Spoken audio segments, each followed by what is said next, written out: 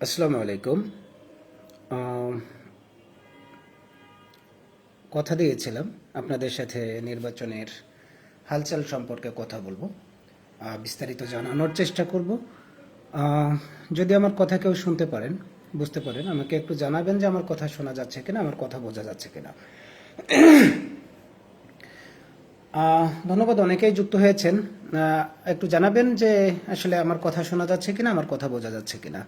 একজন একটু কমেন্ট করে জানাবেন প্লিজ, আমরা মূল কথায় ফিরে যাব। এবং আজকের আলোচনাটা বেশ গুরুত্বপূর্ণ হতে যাচ্ছে অনুমান করছি।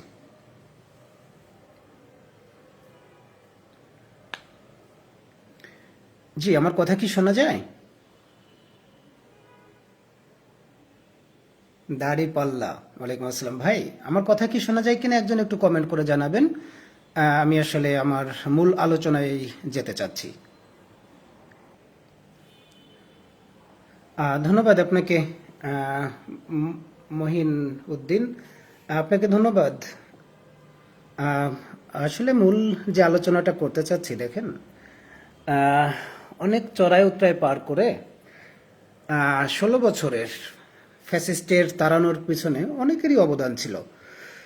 আমরা সবাই চেষ্টা করেছিলাম, দীর্ঘদিন চেষ্টা করেছিলেন, এবং শেষে আমরা একটা সফলতা পেয়েছিলাম। আসলে সফলতা পাওয়ার পিছনে আমাদের সবথেকে বড় অবদান হলো যারা ফ্যাসিস্ট বিরোধী আন্দোলনে শহীদ হয়েছিল।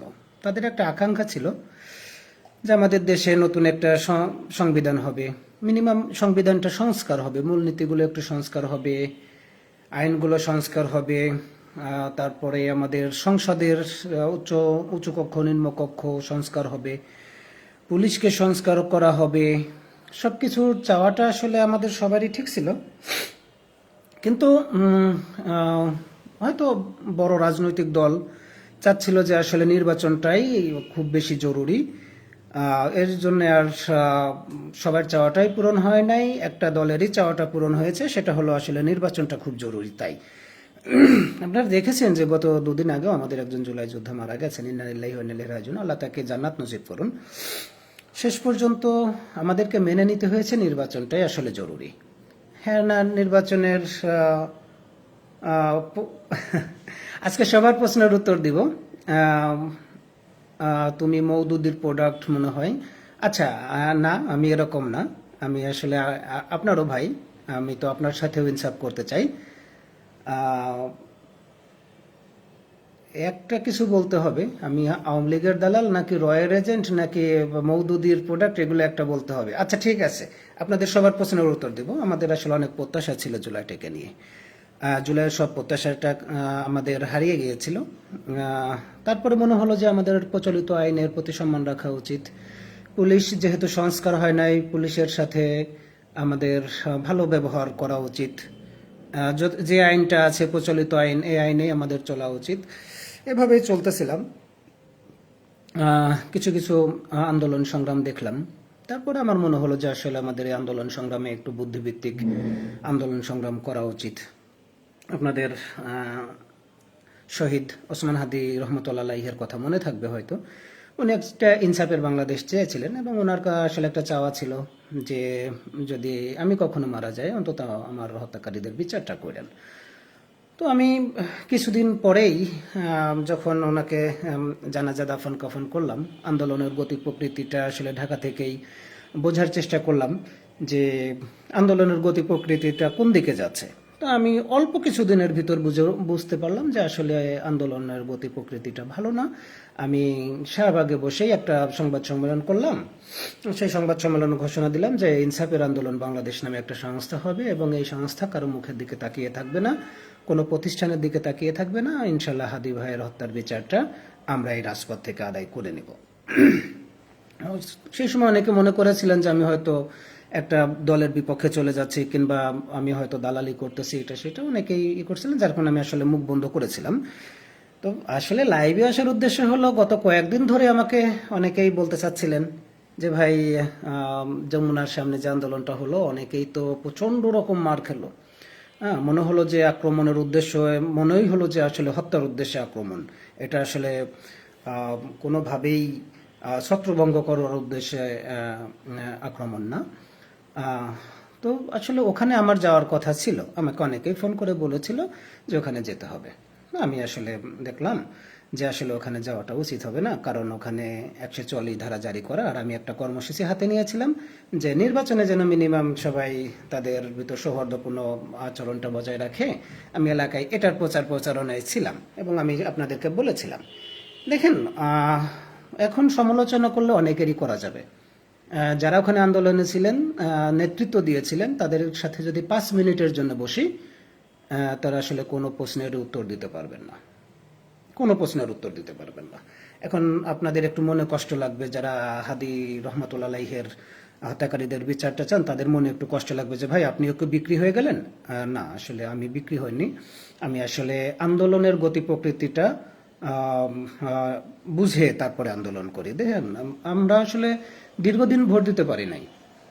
আমরা ভোট দিতে পারি নাই, মরা মানুষ ভোট দিয়ে গেছে, এরকমও শুনছি আর কি। তো যেটা হচ্ছে, সবাই বিশেষ করে ভোটের প্রস্তুতিটাই নিচ্ছিল। হঠাৎ করে দেখলাম যে একটা উদ্দেশ্য সামনে রেখে যে আমাদের একটা চিঠি করে দিতে হবে আন্তর্জাতিক আদালতে, যে আন্তর্জাতিক আদালত এটাকে তদন্ত করবে এবং সেই জন্য যমুনার সামনে বসে যমুনা ঘেরাও কর্মসূচি। আসলে আমার এটা মনে হয়েছে যে এটা এই সময়ের জন্য অনুপযুক্ত। এটা নির্বাচনের পরেও করা যেত, আমারও ভালো মনে হয় নাই। আমি আমার লোকজন নিয়ে ওখানে যাই নাই। ওখান থেকে ফিরে আসে আমি কারো সমালোচনাও করব না। আমি এই বিষয়টা নিয়ে নির্বাচনের 1 সপ্তাহ পরেই ওপেন ডায়লগের আয়োজন করব। আপনাদেরকে কথা দিলাম 1 সপ্তাহ অথবা 15 দিনের ভিতর যারা এই আন্দোলনে ছিল এবং যারা আন্দোলনের গতি প্রকৃতি ভালো বুঝেন, তাদেরকে নিয়ে শাহবাগে একদম ওপেন ডায়লগ, যে এটা কেন করা হয়েছিল এবং আগামী দিনের জন্য যে সরকারি ক্ষমতায় আসে তাদের কাছ থেকে আমরা শহীদ ওসমান হাদি রহমতুল্লাহ আলাইহির হত্যাকারীদের বিচারটা কিভাবে আদায় করব, এটা নিয়ে আমরা একদম শাহবাগে, যেখানে হাদি ভাই বসে মিটিং করতো, সেখানে বসে আমরা আসলে কার্য নির্ধারণ করব যে আগামী দিনগুলোতে আমরা কিভাবে বিচার প্রক্রিয়াটা আদায় করে নিতে পারি। আর দ্বিতীয় পর্যায়ে আসি, যে নির্বাচনে কে জেতার সম্ভাবনা বেশি। দেখেন, আমি আমার চাকরি হয় মূলত 2008 সালের শেষের দিকে, ওই যে তত্ত্বাবধায়কের সময়। তখন আমাদের উপর সব থেকে বেশি প্রেশার ছিল ওই জামাত শিবিরকে ধরতে হবে, জামাত শিবির ধরতে হবে, জঙ্গি টঙ্গি এগুলো ধরতে হবে। দীর্ঘদিন এর ভিতরে ছিলাম, 15-16 বছর। আমার তখন থেকেই মনে হয়েছে যে শিবিরের অনেককেই ধরেছি, অনেককেই পিটিয়েছি, ওদের নিয়ে আসলে কাজ করার সুযোগ হয়েছে। এই যে আপনাদের সোহেল ভাই এখানে আছে, সোহেল ভাই ভালো বলতে পারবে, ওনাকে নিয়েও আমরা লাইভ করব। যারা এক্স পুলিশ আছে, এক্স আছে, তাদেরকে নিয়ে করব। তবে আমার কাছে মনে হয়েছে, আমি কোনোদিন ওই যে শিবিরের যারা আছে, বিশেষ করে আমি এদেরকে আমাদের সামনে বিড়ি সিগারেট খাইতে দেখি নাই, বা কোনো মেয়ের ওড়না ধরে টান দিছে ক্যাম্পাসে, কিংবা রাস্তায় কোনো মেয়েকে ইপটিজিং করেছে, এরকম কোনোদিন দেখি নাই। পকেট মেরেছে, চাঁদাবাজি করেছে। আমি আসলে শিবিরের, অনেস্টলি বলতেছি, আমি সাক্ষী দিচ্ছি বিশেষ করে, যে আমি আসলে শিবিরের ভিতরে এরকম কোনো এটা দেখি নাই। আর জামাতের ভিতর আমার মনে হয়েছে যে তাদের ভিতর দেশপ্রেমটা একটু বেশি, ভারত বিদ্বেষটা একটু বেশি, যেহেতু আওয়ামী লীগের আমলে ওনাদের ঊর্ধ্বতন যারা ছিল, কেন্দ্রীয় পর্যায়ের যারা ছিল আওয়ামী লীগের আমলে, ভারতের প্রেসক্রিপশনে ফাঁসি দেওয়া হয়েছিল বলে মনে করে, যার কারণে তাদের ভিতর ভারত বিদ্বেষটা বেশি। এই কারণে জামাত ইসলামকে একটু পছন্দ করি, কিন্তু জামাতের পক্ষে আমি আজ পর্যন্ত কোনো কাজ করি নাই। কারণ আমার মনে হয়েছে যে জামাত একটা আদর্শ নিয়ে চলে, এই আদর্শটা নিয়ে যদি তারা চলে, আমার মতো চুনোপুটিরা ভোট না চাইলেও হবে, আমার মতো লোকজন তাদের সাথে না চললেও হবে। একসময় দেশের মানুষ যথেষ্ট শিক্ষিত হচ্ছে, দেশের মানুষের চোখ কান খোলা আছে, তারাই একসময় কোনো না কোনোভাবে তাদের যদি আদর্শ থাকে, এই আদর্শ দিয়ে সবাইকে জয় করে নেবে।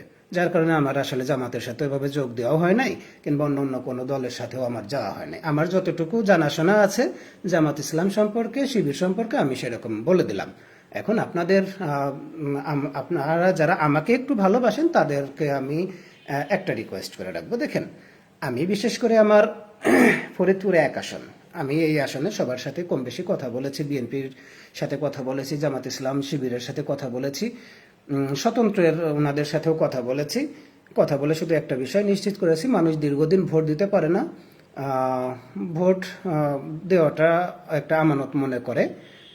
এই আমানতটাকে নিশ্চিতভাবেই রক্ষা করতে হবে, নিশ্চিতভাবেই রক্ষা করতে হবে।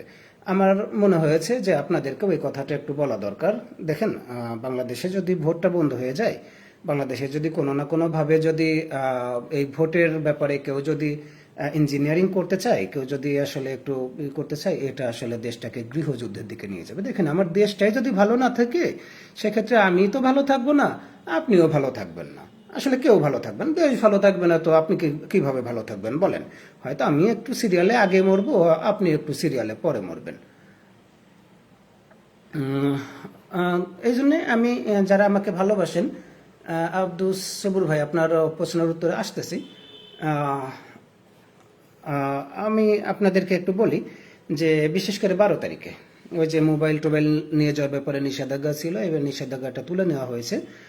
আপনি কোনো না কোনোভাবে মোবাইলটা নিয়ে যাবেন, আপনিই ওখানের সাংবাদিক, আপনিই ওখানের বাংলাদেশের চাবিকাঠিটা আপনার হাতেই, আপনিই বাংলাদেশ, আমরা সবাই মিলে বাংলাদেশ। আপনাকে এতটুকু মাথায় রাখতে হবে যে আপনার আপনার একটু চেষ্টা, সামান্য একটু চেষ্টা এই বাংলাদেশের মানুষের বাংলাদেশটাকে বাঁচাবে, এই ব্যাপারটা আপনাকে একটু মাথায় রাখতে হবে। দুঃখিত, একটু প্রবলেম হচ্ছিল। তো আপনাদের কাজ হলো, আপনি যে দলেরই হন না কেন, যে মতেরই হন না কেন, কোনো না কোনোভাবে আপনাকে অবশ্যই অবশ্যই মাথায় রাখতে হবে যে 12 তারিখে আমরা ভোট কেন্দ্র পাহারা দিচ্ছি, কোনোভাবেই পেশি শক্তির ব্যবহার করতে দিচ্ছি না, ভোট কেন্দ্র দখল করতে দিচ্ছি না। আমরা যদিও কোনো দলের না, আমরা যে কোনো তথ্য পাবো, মনে হবে যে না, এটা মানুষের ভোটাধিকার প্রয়োগের ক্ষেত্রে বাধা সৃষ্টি করতেছে, সেক্ষেত্রে আমাদের উচিত হবে যে আম, আমাদের উচিত হবে আসলে মানুষের আমানতটা যেন সঠিক জায়গায় দিতে পারে, সে ব্যাপারে আমাদেরকে আসলে একটু ভালোভাবে কাজ করতে হবে।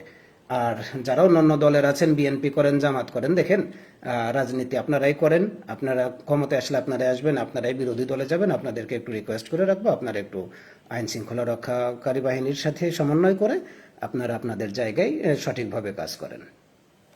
আর আজকে আর আলাপ আলোচনা বেশি দূর বাড়াবো না। যারা আসলে জানতে চাচ্ছেন নির্বাচন বানচাল হবার কোনো সম্ভাবনা আছে কি, ভাই একদম সত্যি করে কথা বলি, এই নির্বাচন বানচাল হবে যদি আমরা একটু গাছাড়া দিয়ে দিই। দেখেন, কোনো না কোনোভাবে নির্বাচন কমিশন তো বলেই দিয়েছিল যে আপনারা মোবাইল নিয়ে 400 গজের ভিতর যেতে পারবেন না।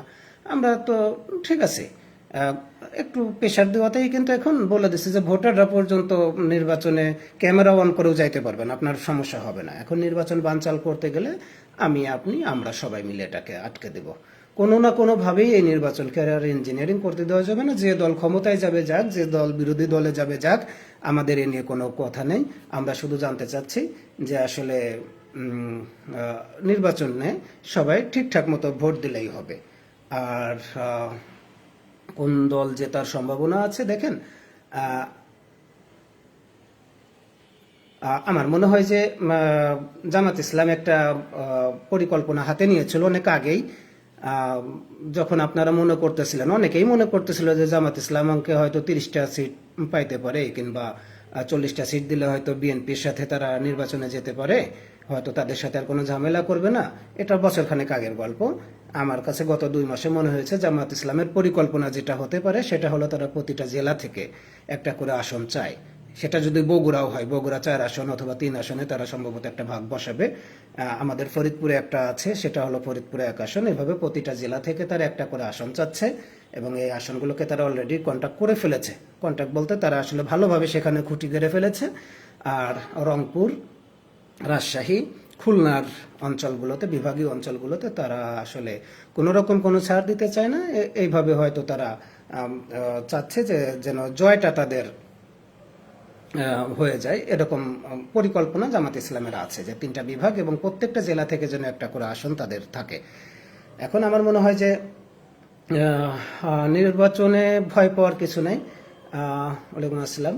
নির্বাচনে ভয় পাওয়ার কিছু নাই। নির্বাচনটা আমরা কোনো না কোনোভাবে, যত অস্ত্রের ভয় দেখাক, যত ই করে দেখাক, আমি এলাকা ভিত্তিক খোঁজ খবর নিয়ে দেখেছি, আপনাদের মাধ্যমেই খোঁজ খবর নিয়েছি। প্রতিটা ইউনিয়নে 3-4 জন করে বুদাই আছে, বুদাই টাইপের লোক আছে। ও নিজেরা খুব বড় মাতব্বর মনে করে। ও মনে করে যে আমি একাই মনে হয় নির্বাচনের 2-4টা কেন্দ্র দখল করে দিব। না, ওরা আসলে কোনো না কোনোভাবে ওই দিন বাঁশের লাঠির একটা পিটুনি খাবে। আমার মনে হয়েছে যে ওরা আসলে পারবে না, এটা চেষ্টা করে চেষ্টা করে ওরা পারবে না, আমরা নির্বাচন ইঞ্জিনিয়ারিংটা আটকে দিতে পারবো। এবং দেশের প্রায় প্রায় আমি বলি যে 5 কোটি মানুষ, 5 থেকে 6 কোটি মানুষ বিভিন্ন দলের, তারা বিএনপিরও আছে, অন্যান্য দলেরও আছে, তারা চায় যে নির্বাচনটা সুষ্ঠু হোক এবং তারা ভোটটা দিতে চাচ্ছে। এবং এই ভোটে যদি কেউ কোনো রকম অনিয়ম করে তারা সেটাকে বাধা দিতে চাচ্ছে।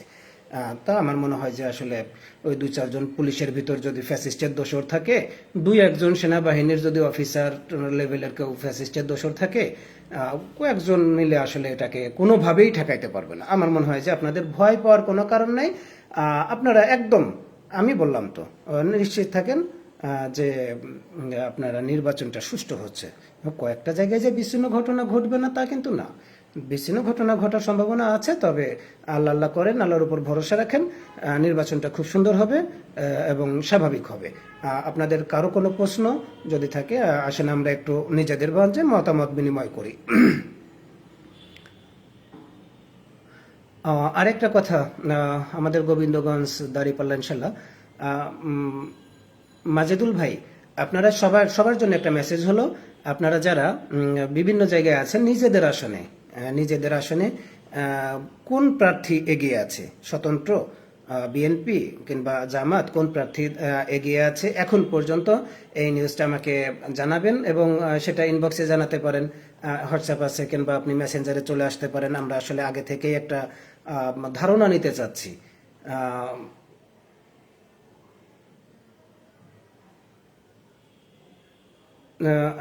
আপনাকে ওই দিন অনেক মিস করছি, যেদিন জাবের ভাই গুলিবিদ্ধ হয়েছে, জুমা আপু লাঞ্ছিত হয়েছে, এখন কোথা থেকে বের হয়েছেন ভাই? আমি তো আসলে সবসময় একটু মাথায় রাখি যে আমার সাথে যদি 10 জনও থাকে, 10 জনের বিষয়টাই মাথায় রাখি যে এই 10 জন যেন কোনোভাবেই ক্ষতিগ্রস্ত না হয়। এবং আমি বুদ্ধিভিত্তিক বিপ্লবী বিশ্বাসী।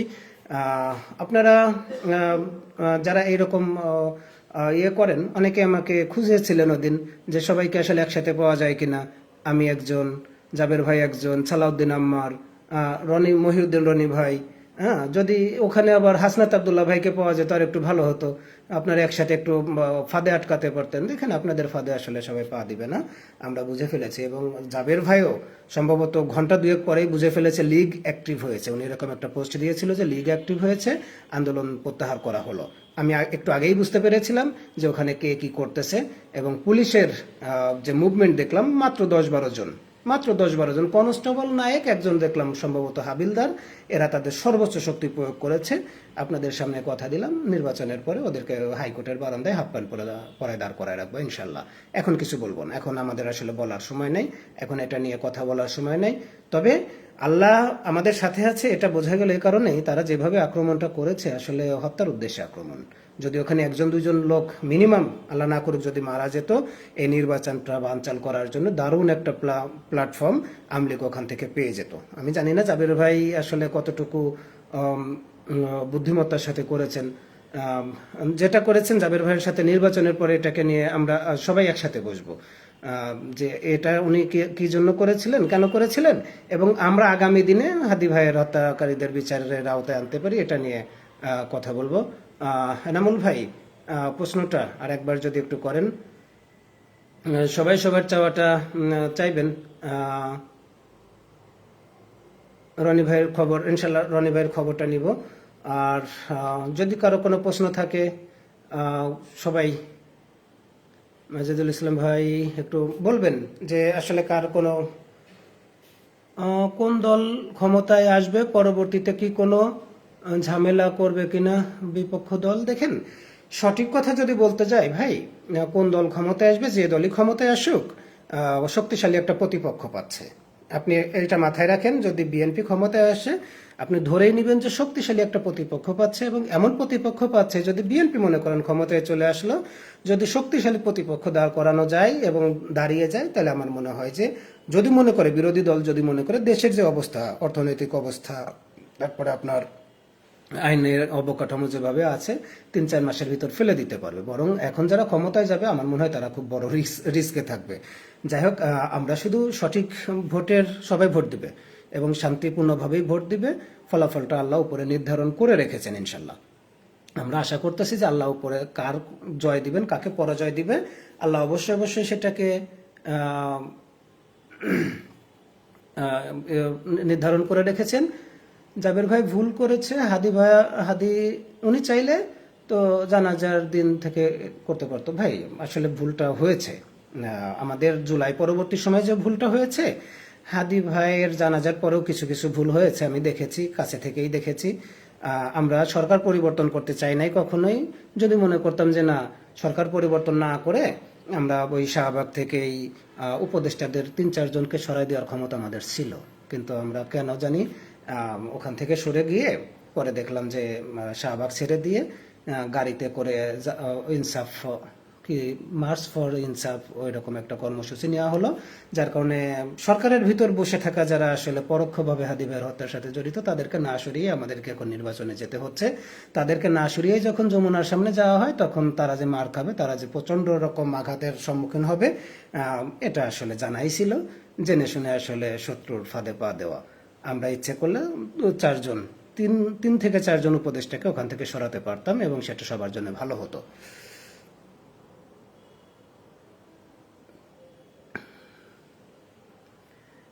ভাই আসলে আর একজন প্রশ্ন করেছেন, ভাই কি মনে করেন বিএনপি ক্ষমতায় আসলে হাদি ভাইয়ের হত্যার বিচার হবে? ভাই বিএনপি ক্ষমতায় এত তাড়াতাড়ি আসতেছে না, দাঁড়িপাল্লাও তো তাড়াতাড়ি ক্ষমতা আসতেছে না। আমার মনে হচ্ছে যে হ্যাঁ ভোটটা জিতে যাবে। হ্যাঁ ভোটটা যখন জিতে যাবে তখন 180 কর্মদিবসের সময় পাবে, এরকম সেম একটা সরকার গঠন হবে। আমার মনে হয় যে ওই যে সংস্কারের যে সরকারটা থাকবে, ওই সরকারের ওই আমলেই আমি তো মনে করি যে আসলে 3 মাসের ভিতর যে সরকারি ক্ষমতায় আসুক, আমার মনে হয় যে হাদি রহমতুল্লাহের হত্যাকারীদের বিচার করা সম্ভব। এটা নিয়ে আপনাদের সাথে প্রচার প্রচারণাটা বন্ধ হয়ে গেলে তো সবাই আমরা একটু ফ্রি থাকবো, আমি ভিডিও কলে সবাইকে কম বেশি নিয়ে নিব, আপনাদের পরামর্শটাও নেওয়া হবে, আপনারাও আমাকে পরামর্শ দেবেন কিভাবে করা যায়। ইনশাল্লাহ 3 মাসের ভিতর বিচার পেয়ে যাব।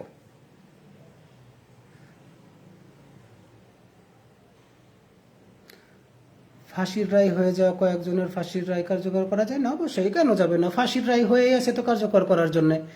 আপনার ওই যে আবরার ফাহাদ ভাইয়ের হত্যাকারীদের ফাঁসির রায় কার্যকর করা যায়, ওসি প্রদীপের ফাঁসির রায় কার্যকর করা যায়, 7 মার্ডার এদের ফাঁসির রায় কার্যকর করা যায়। বাংলাদেশে আরও কয়েকজনের ফাঁসির রায় হয়ে আছে। ওই আশুলিয়াতে লাশ পোড়ানোর ঘটনায় পুলিশের ফাঁসির রায় হয়েছে, সেটা কার্যকর করা যায়, যাবে না কেন? আমাদের ভিতরে কতটা একতা আছে সেটার উপর, এবং আমাদের মেধা কাজ করে কিনা দেখেন। বিপ্লবী হতে হলে আপনাকে 3টা জিনিস একটু সাবধানে চালনা করতে হবে। একটা হলো এখানটা, আর একটা হলো এখানটা, আর একটা আছে ওটা পরে বলবো। হ্যাঁ, এই 3টা জিনিস সাবধানে রাখলে, এই 3টা জিনিস যখন আপনার খুব বেশি ভালোভাবে চলবে তখন আপনি বুদ্ধিভিত্তিক বিপ্লব করতে পারবেন। অবশ্যই তাদেরকে ফাঁসির আওতায় আনা যাবে।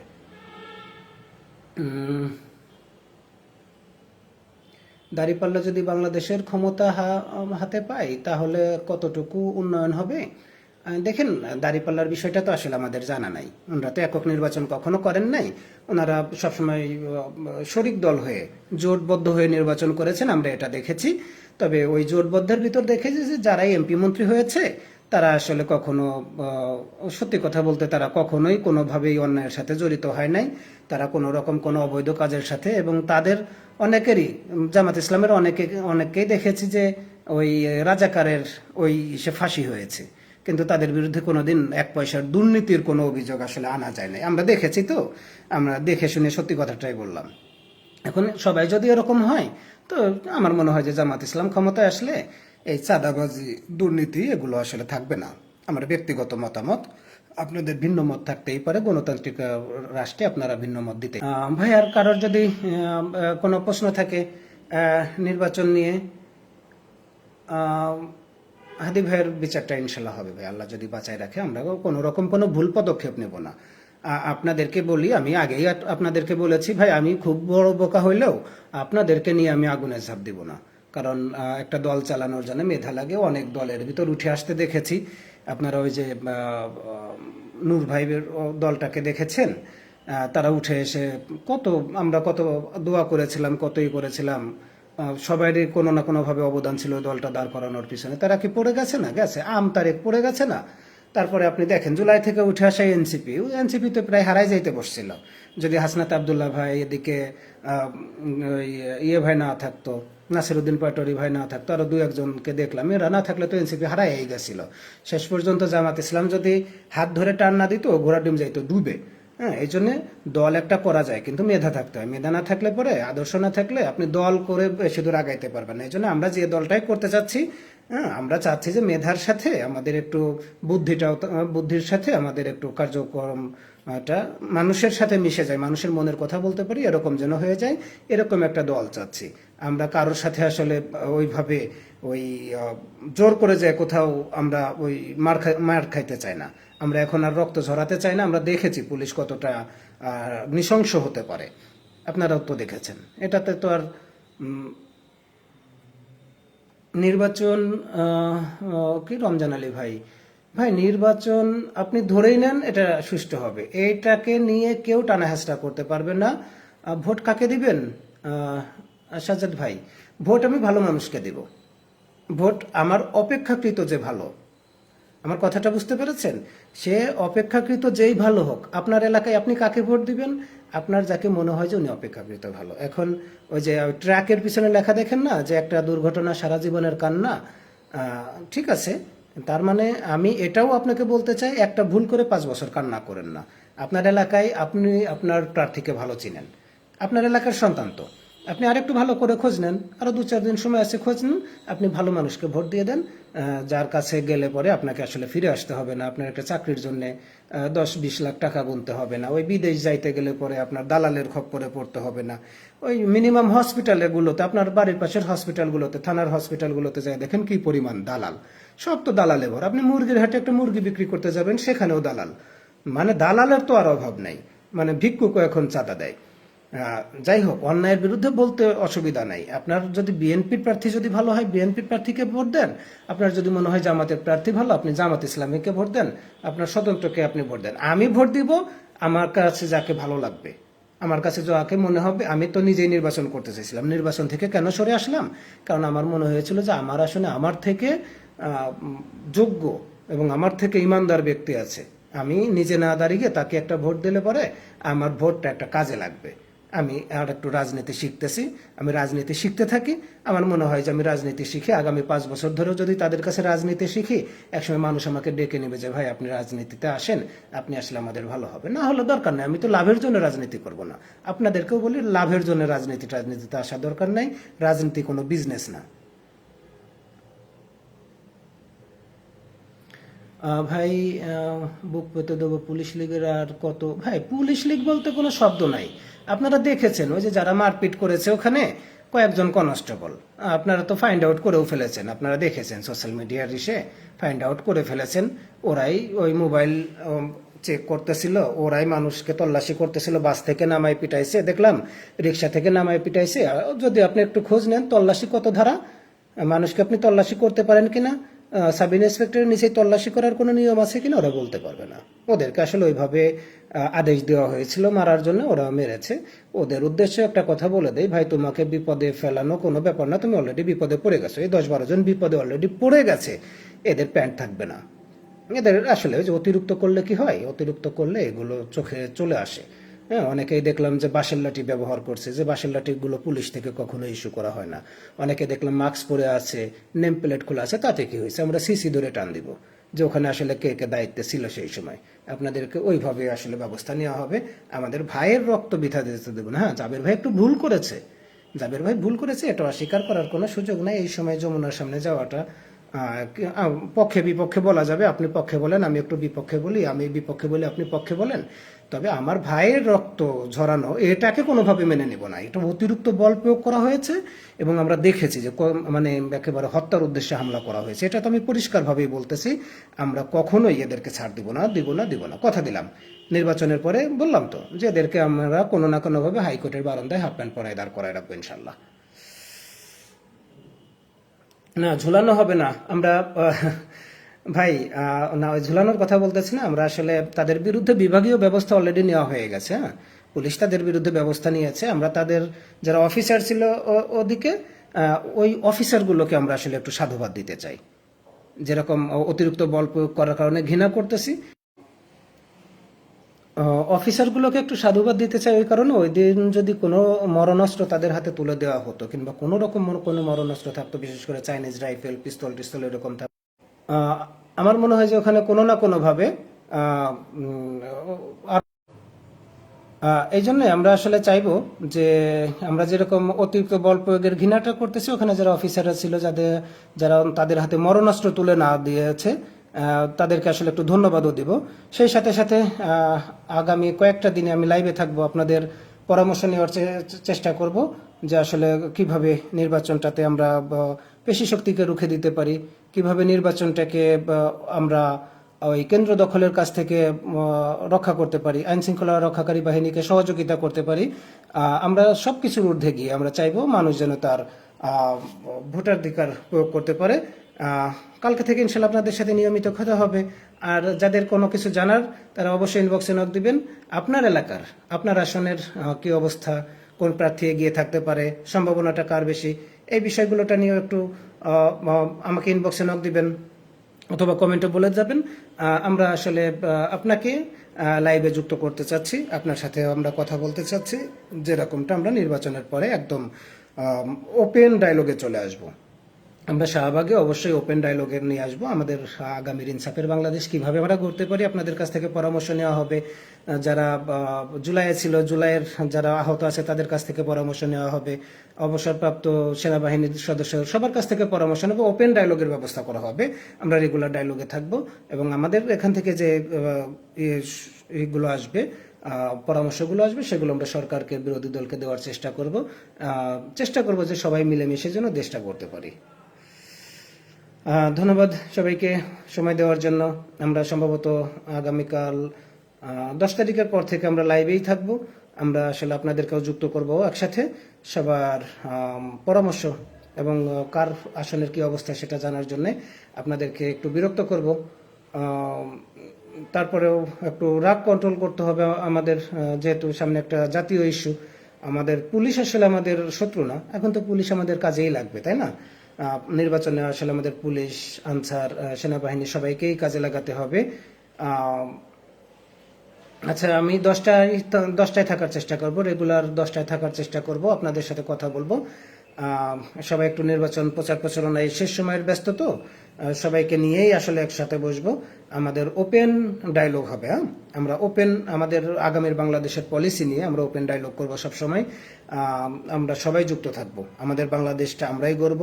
বাংলাদেশের চাবিকাঠি আমাদের হাতে, ইনশাল্লাহ আপনার হাতে এই বাংলাদেশের চাবিকাঠি। আপনি চেষ্টা করবেন যারা আইন শৃঙ্খলা রক্ষাকারী বাহিনী আছে তাদের সাথে ভোটের দিনটা পর্যন্ত একটু সমন্বয় করার জন্য, আমরা যেন কোনোভাবেই আর কোনো চোর, চাঁদাবাজ, ঋণ খেলাফি, তারপরে এরকম যারা পেশি শক্তির ব্যবহার করে, এদেরকে আর সংসদে আসলেই দেখতে চায় না, একেবারেই দেখতে চায় না।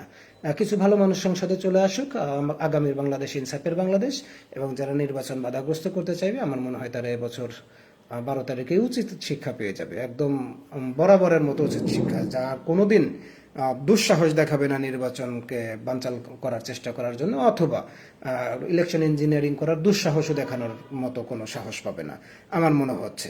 তো আপনারা এই পর্যন্ত একটু অপেক্ষা করেন, সবাই সবার জন্য দোয়া করবেন। যদি বেঁচে থাকি দেখা হবে ইনশাল্লাহ, রেগুলার 10টায় দেখা হবে। অল্প সময় কথা বলবো, আপনাদেরকে নিয়েই কথা বলার চেষ্টা করব, ওপেন ডায়লগের ব্যবস্থা করব।